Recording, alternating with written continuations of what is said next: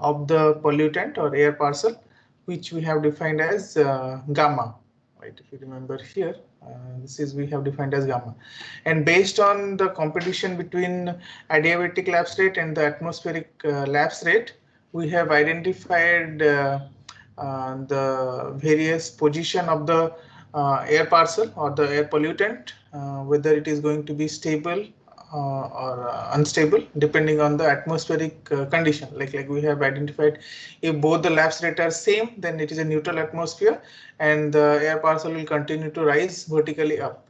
There are other situations that might happen, like atmospheric lapse rate is less than adiabatic lapse rate, then that is a stable atmosphere, and in that case the pollutant will start to fall down or settle down. Okay.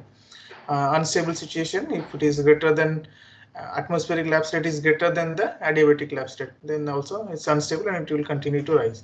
Okay, so these we have already seen, and based on those competition between adiabatic and atmospheric lapse rate, we have qualitatively identified what are the different type of plumes that you can see during the chimney exhaust.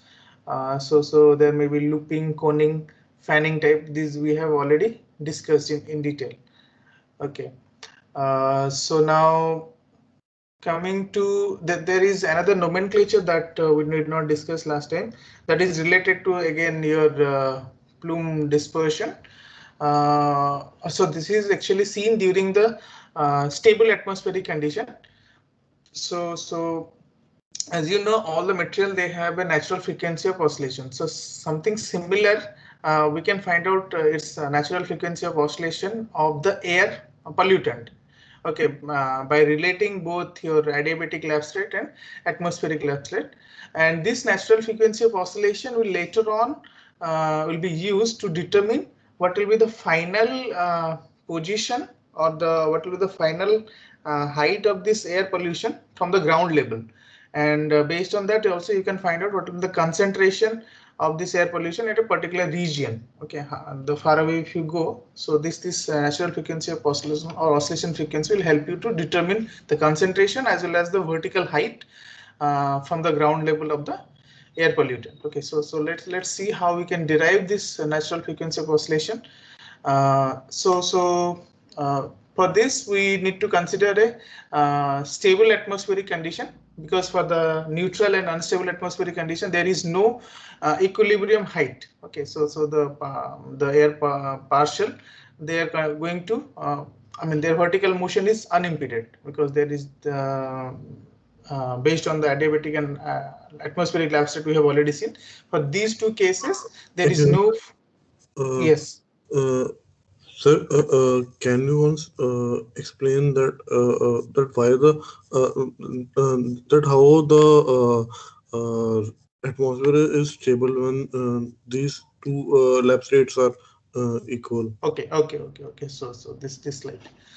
Okay, so here if you see, this one is atmospheric lapse rate, this is your adiabatic lapse rate. Okay, so now a particle will go up if its temperature is higher, or if it is temperature is or in terms of density, like temperature and density, they are related.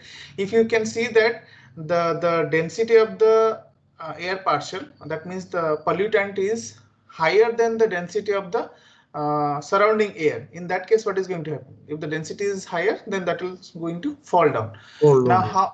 Okay, so that is a stable condition. Now how we can have a higher density? When you have a higher reduction in the temperature.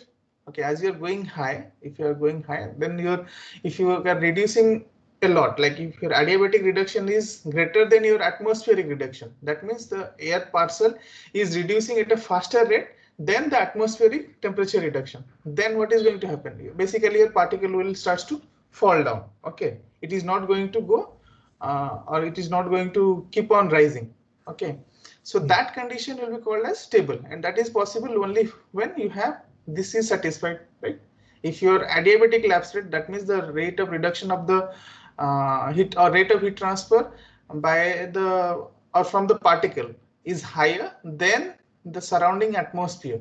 So in that case, the final temperature of the particle will be smaller than the surrounding temperature. or in terms of density, you can say that the density of the particle will be larger than the air, then it is going to fall down. Okay, so that condition is called stable atmosphere. In the same way, you can relate for the other cases. So this already we have discussed. Okay, now is it okay? Yes, sir. Okay. So yes. So for the only stable atmospheric condition, we can have a equilibrium height where we can investigate this natural frequency of oscillation. Okay, so so to do that, like we need to use both equation number 1 and 5. So equation number 1 is for your adiabatic lapse rate, atmospheric lapse rate, which is this one, T minus T naught, and you have the height terms here, and lambda is your atmospheric lapse rate. Equation 5 is this one, T minus Ts. So this Ts is your temperature of the pollutant. Okay, temperature of the pollutant at the sea level, or when it is released. Okay, where the previous case T naught is the temperature of the atmosphere. Okay, at the sea level, or at the release point of the what do you call it? This exhaust gas. Okay, so these two are two different temperatures. But on the right hand side, you can see they are having height terms like Z minus Z naught. So I can cancel out the right hand term because you can see in equation 1 and 2, they both are same. So if I simplify the equation, I will end up in this form. Okay, so at the equilibrium height, both both of this temperature T will be TE. Okay, temperature of the atmosphere as well as temperature of the air parcel at the equilibrium height will be same. So that is TE, let's say, and equilibrium height is ZE. So I can cancel out the right hand side and I can get this will be the equation. Okay, so to define, so we will use this term later on. That is why I have defined here. So natural frequency of oscillation of any system we can find out using a spring damping system. Okay, so or spring mass system. So here if I consider, so the equation is already known to you. So you have seen this equation quite a lot. So if considering spring mass system, assume that m is mass of the pollutant, and k here is your spring constant that you can define using the force gradient term. Okay, so that k can be defined using force gradient term, and here that is written as df by dz. Okay, so the change in the force in the vertical direction, z is your vertical coordinate, and the force here, basically what are the force experienced by the air partial or the air pollutant is its own weight and the buoyancy force. Okay, so buoyancy force you can represent using the Archimedes principle. So this will be the net force on the air pollutant. Okay, so this can be both in upward or downward direction depending on the final value. Okay, then you can simply substitute V gas, which is your volume of the air pollutant, based on its mass and density term. Okay, so that can be simply replaced there, and afterwards you try to find out K term by taking the derivative. Okay, and you have K by M actually I have, because we need to find out this natural frequency of oscillation. So df by dz, if you take the derivative after substituting V gas in this equation, you will end up this one. Okay, using the gas laws, you can actually rewrite density or convert density to its temperature counterpart. Okay, so using the gas laws.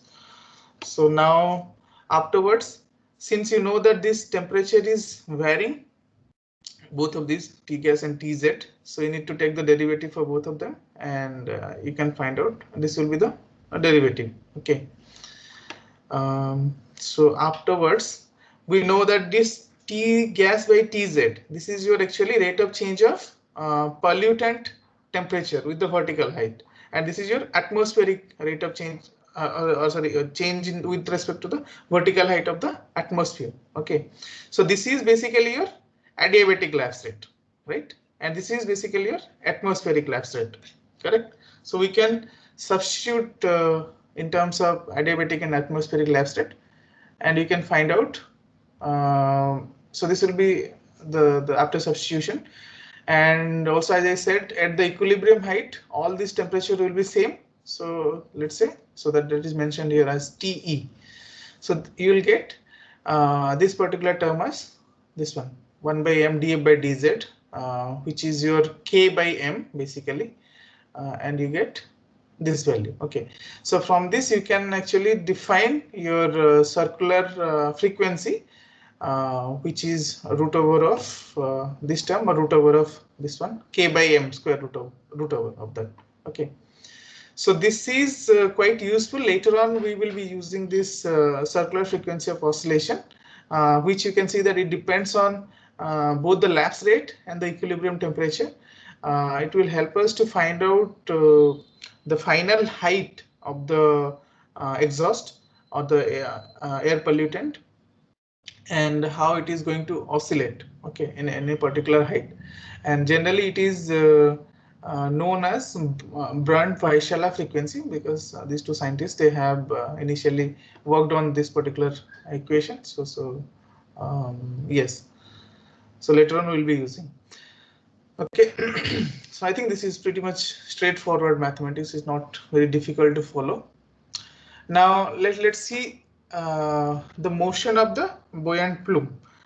We have now just now derived at the stable atmospheric condition, the exhaust will go on its natural frequency of oscillation, and the frequency of oscillation we have derived.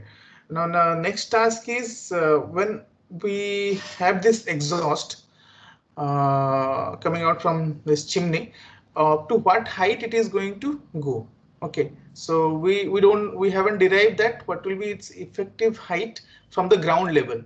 Okay, so that is our next task, and we also need to find out what will be its trajectory, how it is going to go as it is moving in the horizontal direction, and it is its final height. Okay, so these two will be also interesting to find out. Okay, so again we can discuss all these things for with respect to the stable atmospheric condition, because in the unstable atmospheric condition we don't have sufficient boundary or sufficient boundary condition to analyze this thing, because you don't have any force that is restricting its vertical motion. Okay, so you will see that when we derive these equations for a neutral and unstable boundary condition, the air pollutant can go infinitely, any infinite height or any infinite distance also, but which is practically not possible. Ultimately, like this air pollutant, they encounter a stable region. Okay, so let's then derive this motion of the buoyant plume. So in general, plumes, as I have mentioned, they rise due to the initial buoyancy force. Okay, the temperature at which they are released is quite high, sometimes around 150 degrees Celsius. So they start to rise because of their smaller density than the surrounding, since they are released at a very high temperature. But they were not given very significant momentum. Just to overcome the wind condition, surrounding wind condition, they were slightly released at a slightly higher velocity, let's say 1.5 times to maximum 2 times, not more than that. So whatever motion happen, like the trajectory and the motion of the buoyant plume happen, that happens because of its buoyancy. So it's a buoyancy dominated phenomena rather than it's a cross or the wind generated phenomena. Okay, so that is what I have mentioned here. Plume initially rises, then bend by the wind itself. Okay, so the wind takes care of the trajectory. We don't release the exhaust at certain wind velocity, or the trajectory is not defined by the industry. It is taken care by the wind. From this point you can find out. So later on, as it moves in the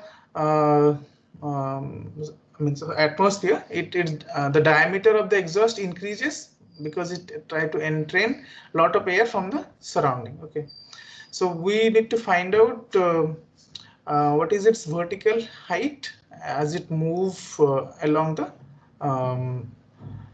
a horizontal direction. Okay, so this is a schematic representation. Like you have a chimney exhaust here. Okay, so you have XP and ZP, which are the coordinate system along the X direction and the Z direction. And at any certain location, if you want to find out what is its effective height, that is represented as H. Okay, so it is any location away from your exhaust. And let's say your stack or the chimney exhaust, which is sometimes also called a stack. So it is ejected at a speed at a temperature of Ts and at a radius of Bs. Okay, and generally at a velocity or the speed of Ws. Okay, so this is how you have to release the chimney exhaust. And generally, as I've said, we don't release at a very high speed. We try to release something around 1.5 to 2 times the wind speed. Okay, then the wind takes care of the trajectory of the exhaust. Okay, so this is typical velocity with which you release the chimney exhaust. So here you use your atmospheric velocity and atmospheric or wind velocity, and this is your atmospheric temperature at any equilibrium height. So the equilibrium temperature is TE. All right. So yes, so whatever equation we are going to write down, it will be any question? Yes. Sir, like I just wanted to ask that what they want to say by this, that that the exit velocity is large enough to prevent entrainment into stack wicks. So do they try to push the pollutants with some No, here this particular sentence. Yeah, this particular sentence, let me clarify. This particular sentence says here, exit velocity is large enough to prevent entrainment into the stack itself. So that means if your velocity is not sufficiently large, wind may push back the chimney exhaust to chimney itself or the stack to stack itself. So you need to have a little bit higher than the wind velocity. So that is what another reason is. Okay, so you cannot have release at the same velocity so that wind push back everything to the chimney. Then it's a different situation itself. Okay, so to avoid that, you have to maintain also slightly higher velocity. All right. So now we need to basically do the force balance to find out the trajectory here. So the largest force what this exhaust experience is this buoyancy force. Like I have said, the wind takes care of its trajectory. So if we just can find out what is its buoyancy force and find out the somehow we can relate it to the wind velocity, then we will be in a situation to say about the effective height as you move away from the exhaust. Okay, so very first let's look the buoyancy force experienced by any of the air pollutant. So that can be written in this format using the Archimedes principle and this weight of the this air pollutant. So rho1 minus rho s times its this one area. Okay, so I have defined this using the per unit length scale. Okay, so that's why you have an area term here. So 1 is your for atmosphere, S is your for stack or pollutant. Okay, so you can get this will be your buoyancy force. Now we write this buoyancy force in a slightly different manner to get a meaningful information. So if I divide or I write buoyancy force per unit time per unit stack density or effluent density. So dividing the density term here per unit time, if I want to write down, then I will have a velocity term coming here because already I have a length term previously. So I can get a velocity information here. So this will be the force per unit time per unit effluent density. Okay, if you can do the dimensional analysis also, you can gets it dimension. Okay, now what I'm going to do is I'm going to divide u cube with this force. Okay, so if I divide u cube, I'll get a length term which is equivalent to buoyancy length term, you can say, because this length term will help to relate the buoyancy force as well as the wind velocity. Okay, so basically, as we know, this buoyancy and the wind velocity, they will govern the final trajectory of the motion of the this air pollutant.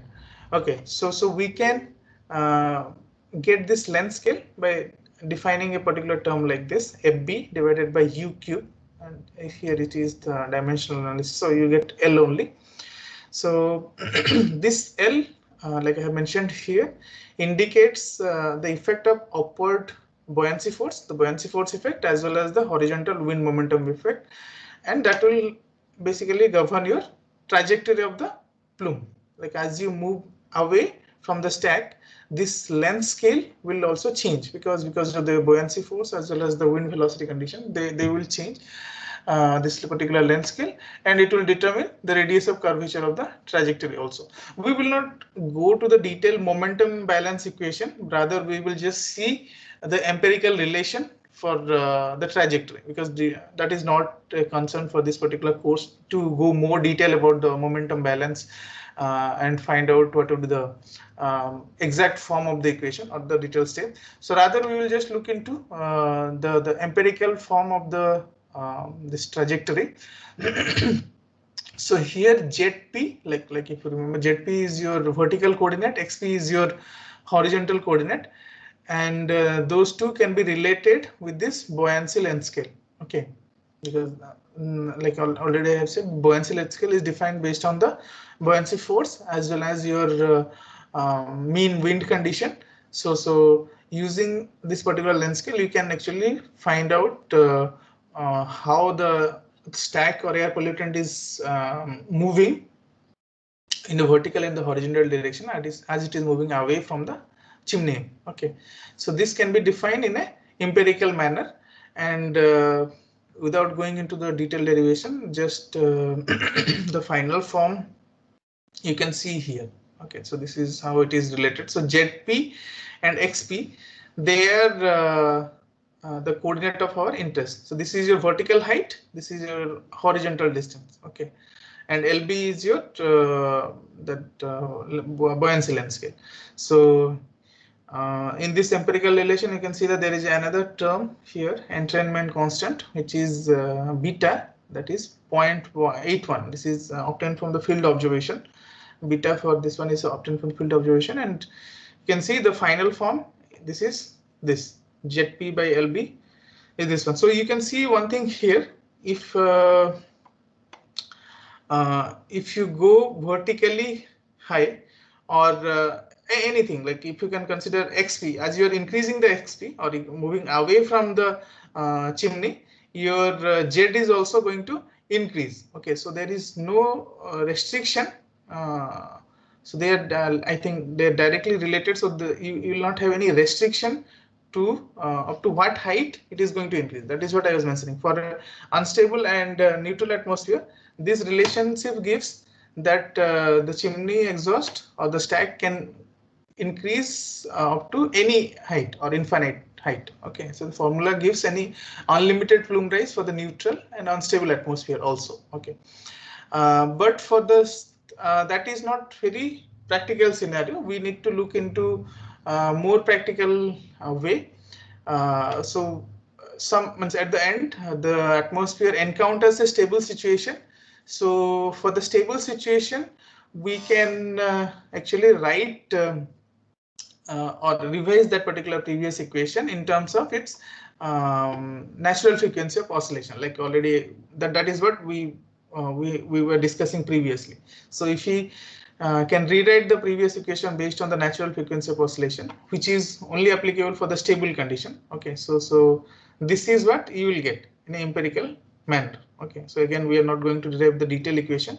So empirically you can relate the vertical height ZP infinity with your wind velocity and n. Okay, n is your circular frequency here. So if you divide 1 by 2 pi, then that will be natural frequency, and this will be your formula. Okay, final formula, because this is in terms of function of it. Okay, so the final formula is this one, and again beta value, this is, you can actually say this is beta 1, slightly, I mean, it's different than the previous beta, so that's why you get another constant as 0.55, and this will be your ZP.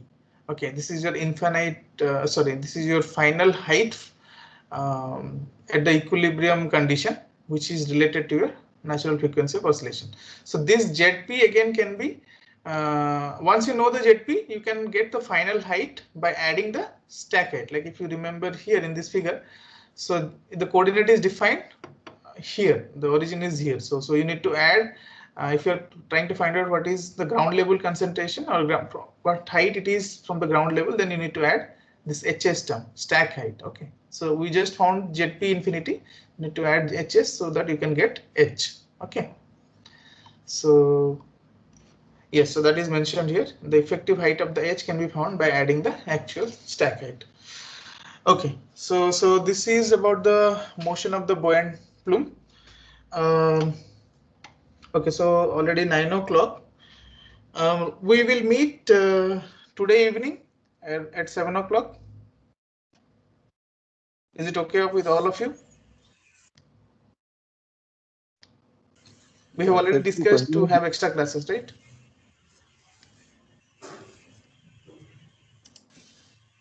Yes. Okay, so let's meet at 7 o'clock so that I can 7 o'clock so that I can finish up this chapter, and next week we start with a new chapter. Okay. Excuse me, sir. Okay. Yes. Sir, like during your day, the height of stable layer, like it changes. So I think like you discussed in the previous lecture also, but I forgot that when is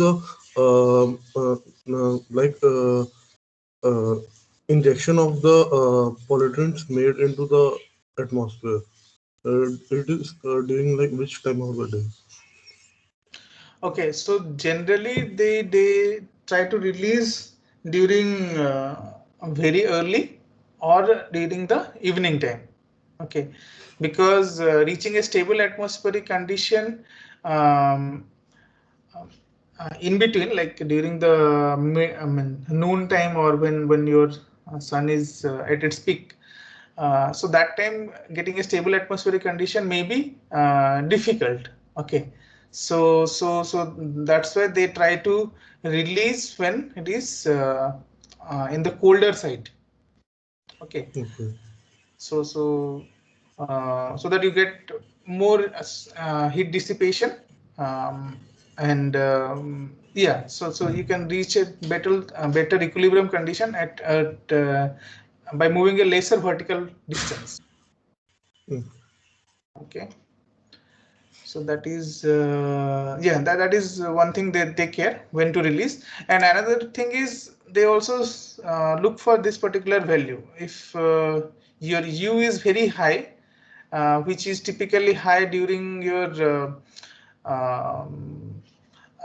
noon time, around that when you have higher sun radiation receiving, so during that time the velocity is typically higher side, so they try to release when you have lower wind speed condition also. So depending on several factors, they try to determine what will be the right condition in a particular location. Okay, but generally they prefer in the morning or in the evening time. Okay. Okay then. Okay. We will meet at 7 o'clock. Bye bye. Take care. Okay. Thank you, sir. Thank you.